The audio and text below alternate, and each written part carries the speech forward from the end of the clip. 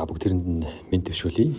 Миний ярьж байгаа, оруулж байгаа сэдвүүд бол ерөнхийдөө зүрх судасны системтэй холбоотой ойлголтууд яваад байгаа тийм ээ. Тэгэхээр хамгийн эхлээд mean arterial pressure-ийн талаар ойлголтын талаар ярилцсан бол cardiac output-ийн талаар бас тодорхой ярилцсан гэж санаж байна. Харин одоо миний ярихыг хүсэж байгаа зүйл бол TPR захын судасны нийт эсэргүүцэл гэдэг ойлголтын талаар хуваалцахыг хүсэж байгаамаа. Тэгэхээр TPR гэдэг нь бол юу хэлээд байгаа юм бэ гэдэг талаар хамтдаа ойлголтыг авцгаая. Тэгэхээр TPR гэдэг нь бол айтайхан балар зүрэ тий. TPR гэдэг нь бол total буюу нийт peripheral буюу захын эсэргүүцэл гэж одоо тийм нэртэй ойлголт байгаа. Тэгэхээр total peripheral resistance-ийн талаар ярих гэдэг юм бол resistance гэж юу хэлээд байгаа юм бэ гэдэг талаар ярих хэрэгтэй. Тэгэхээр ангаах ухаанд бол resistance гэдэг нэршил нь маш олон зорилгоор хэрэглэгддэг. Жишээлх юм бол антибиотикийн resistance, хим эмчилгээний resistance тэ эсвэл одоо вирусын эсрэг эмчилгээний resistance, эсвэл инсулины resistance гэх мэт маш олон төрлийн ойлголтуудад ашиглагддаг тийм үг тэгтэй. Зүрх судасны системийн хувьд бол цусны урсгалд саад болдог эсэргүүцдэг хүчин зүйлс нь юу юм бэ гэдэг ойлголтыг resistance to flow буюу урсгалын эсэргүүцлээ гэж нэрлэж байгаа. Тэгэхээр ер нь урсгалд цус ер нь ингээд чөлөөтэй сайхан урсаад явхад юу эсэргүүцдэг юм бэ? Цусны урсгал модоход юу нөлөөлд юм бэ гэдгийг ярилцъя.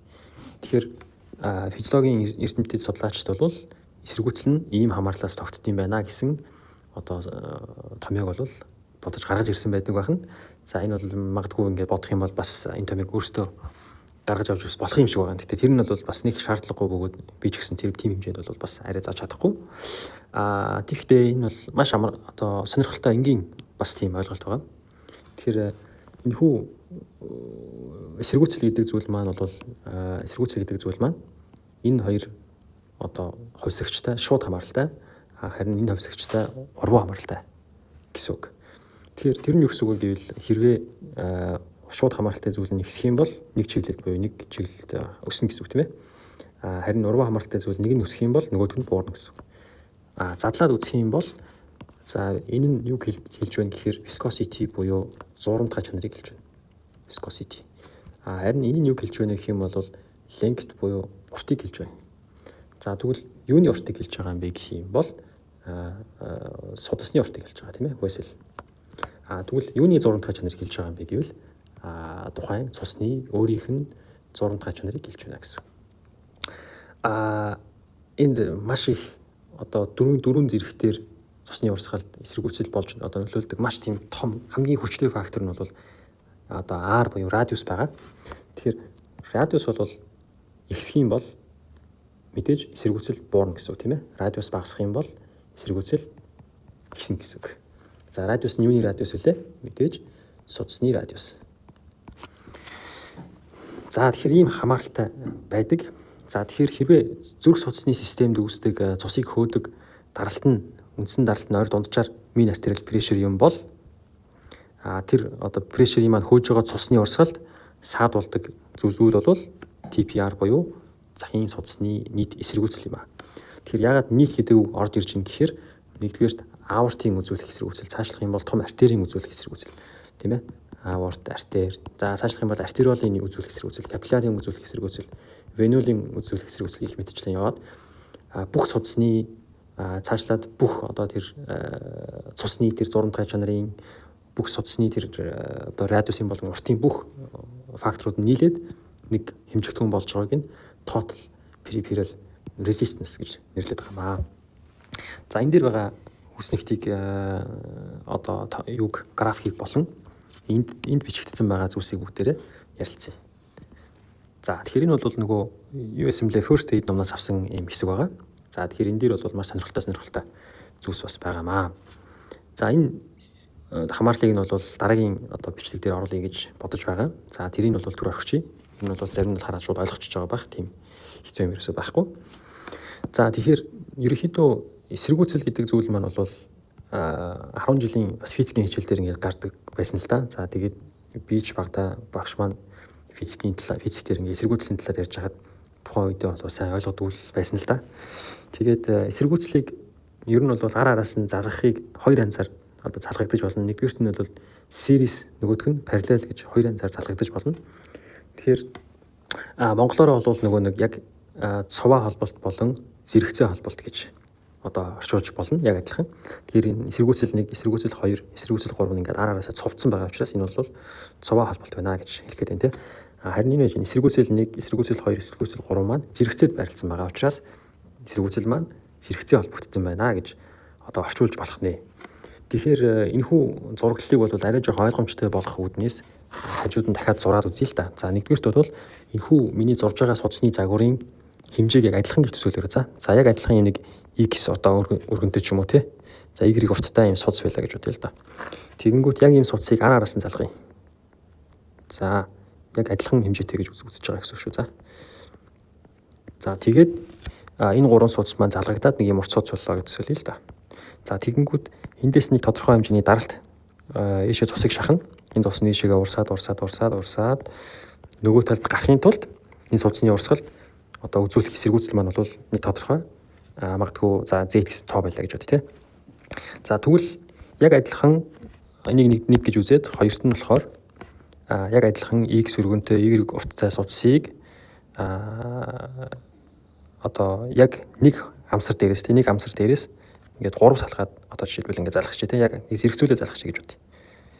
За тэгэх юм бол энэ судасны маань одоо яг өргөн нь бол x өргөнтэй.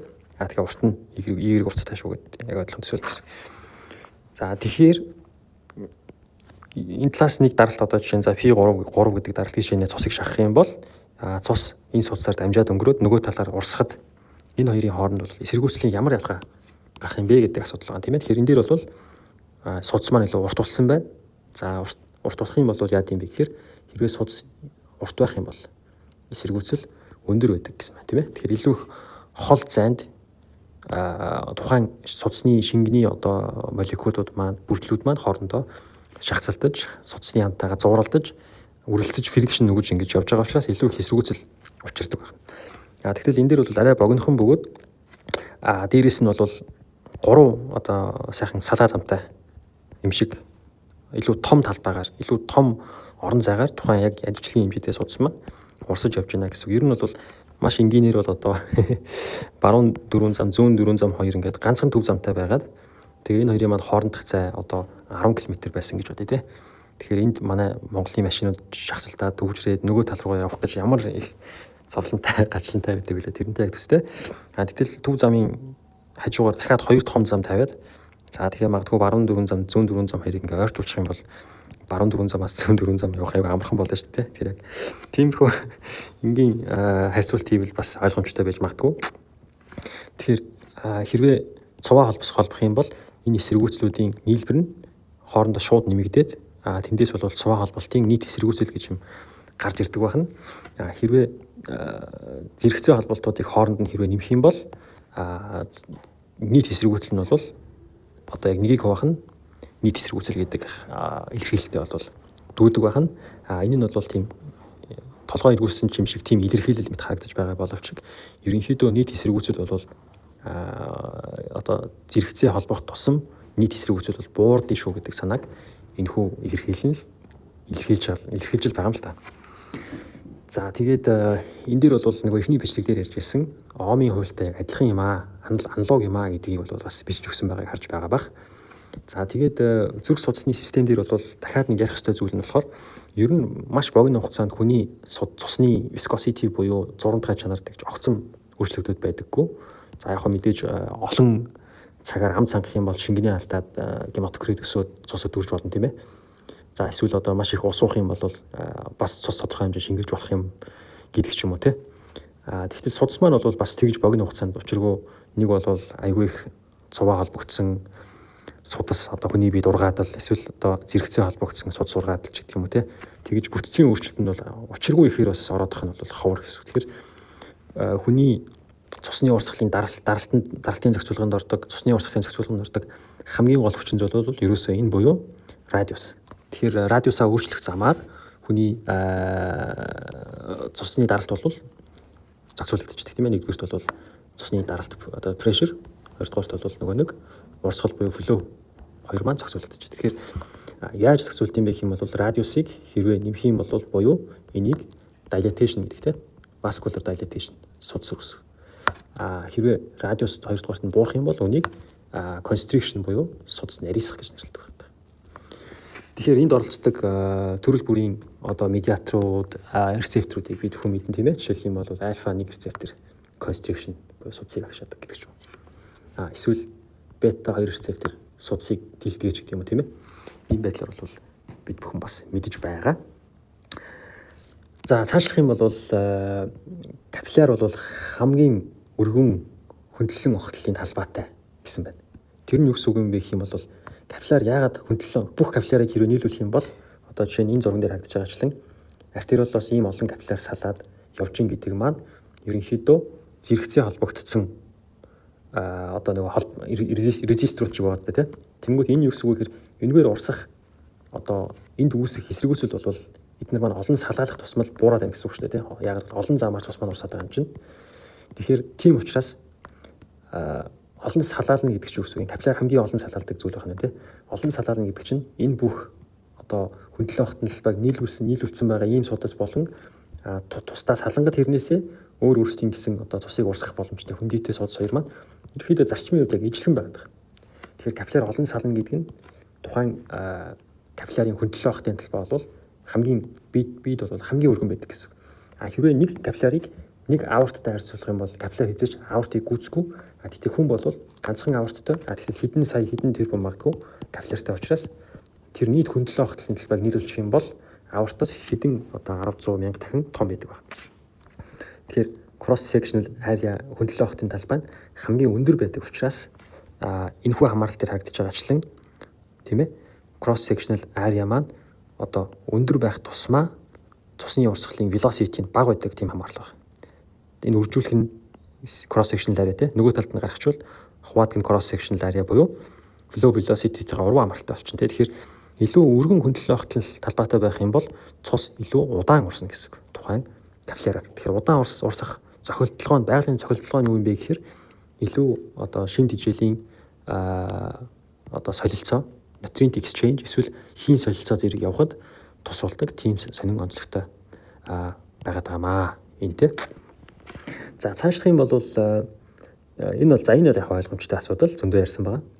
За тэгвэл захын судасны тэр нийт зүрхний одоо тэр 100 хавтлаас гараад эргэлдэх гээд байгаа тэр цусны маань урсгалд хамгийн их саад болдог тэр захын бүтцүүд факторуудын хамгийн том нь юу гэдэг вэ гэхээр артериол байдаг байна. Артериолууд. За артериолуудын мэдээж одоо дээрээ ингээд одоо тойрог булчинлаг одоо тэр эсүүд тийм ээ. За дээрээс нь мэдээж бас нийт хөндлөлөө огтын талбай энэ тэр зэрэг нь бол арай жоохон одоо капиллярыг бодоход цөөхөн ч гэдэг юм тийм байж таарах гэдэг. Тэгэхээр энэхүү график дээр бол илүү тодорхой харагдаж байгаа. Тэгэхээр аортоос гарсан тэр өндөр даралт маань ерөөхдөө эндээс ингээд буугаад явсараа байгаад ерөөхдөө төвийн венд очихоор тэрийг бараг 0 болоод ингээд буудаг. За тэгээд зүрхэнд очиод ирэхээр даралт нь өсөд буцаагаад ингээд явдаг гэсэн. Тэгэхээр энэ дээрээс харахад бол даралт өндөр байснаасаа хамгийн их огцон буурсан хэсэг нь хаана вэ гэхээр энэ артериол дээр байгаа гэсэн. Тэгэхээр тэр нөгөө нэг альфа 1 рецептор, бета 2 рецептор зэрэг чинь тэр артериолын гүлгэр булчингийн эсүүдээр байгаа учраас тэр маань бол хэр их агших уу, хэр их сулрах уу гэдгээс хамаарат тухайн одоо захын судасны эсрэгүүцэл хэр их байх вэ гэдгийг шийднэ. Тэгээд захын судасны эсрэгүүцэл их байх юм бол артерийн системд одоо оршиж байгаа цусны хэмжээ түүний үзүүлж байгаа даралт бол илүү удаан одоо нөлөөгөө үзүүлэх учраас даралт бол ер нь илүү өснө гэсэн үг тийм ээ. Артериол хэрвээ суларчих юм бол гүлгэр булчингууд нь сулраад карант нэгдэж байгаа юм шиг нэгдчих юм бол урсгал одоо тэр энэ резисторын буюу эсрэгүүцэгчийн дээтэл үүсэж байгаа даралт нь огцом хурдтай унана гэсэн үг шүү дээ тийм.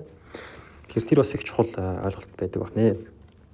За тэгээд энэ дээр бол viscosity гематокритос болдог байх нь. За viscosity бол мөн цусны уурыг бас огцом ихсэх үед их хэмжээтэй байх үед огцомч байх үед тийм ээ. Ер нь ихсэх юм бол яг адилхан ихсдэг байх. Жишээлх юм бол төгмөл меломын үед эмгэг одоо плазмацит сивэн дэсүүдээс ялгарсан эмгэг хөнгөн инженүүд нь бол цусны зураг таж чанарыг ихсэгдэг байна. За полиэцтими бол ерөнхийдөө гематокрит гэсэн гэдэгтэй адилхан л зүйлийг яриад байна тийм. За эсрэгээр анемигийн үед бол цусны viscosity багасж таарна. За дээрэс нь дегидратацид орох юм бол viscosity ихсэж таарна. Яг адилхан зарчмаар эсвэл шингэн сайн угаад байвал бас viscosity буурах бас нягуур бас байгаа тийм. За тэгэхээр Иймэрхүү зүйлсийг бол first aid ном дээр хамарч ярьдаг байх нь. За тэгээд энэ дээр бас хэд хэдэн сонирхолтой жишээнүүд байж болно. Жишээлх юм бол даралт яагаад ихсэж байгаа юм бэ гэвэл сая ярьсанчлан артериол дээр resistance нэмэгдээд байгаа тийм артериолын resistance нэмэгдээд байгаамаа. Тэгэхээр артери дотор байгаа даралт нь нэмэгдээд байгаамаа гэсэн. За энэ дээр бол жишээлбэл peripheral энэ чинь болохоор юу pulmonary artery hypertension-ыг би аминда жишээ болгож бичсэн. Тэр нь болохоор ер нь бол зүрхний одоо дөрвөн таслага байлаа, баруун ховдол байлаа, баруун ховдлоос pulmonary artery гарлаа. За тэгээ уушгин дотор буун капилларын сүлжээ үүсгэлээ. Эргээд уушгины вен болоод одоо эргээд зүрх рүү зүүн тасгууртаа ирлээ ч юм уу те. Тэгэхээр энд одоо жишээлбэл яагаад pulmonary artery hypertension болоод байна гэхээр энэ хүү судаснуудын маань тоо бол эмгэг процессын улмаас төөрсөн байж болно, гаднаасаа дарагдсан байж болно те. Эсвэл одоо хэвийн үед pulmonary artery-ийн одоо тэр жижиг салаанууд артериолуудыг сулладаг зарим одоо нэг бодисууд нь одоо ялгахаа болцсон байж болно те.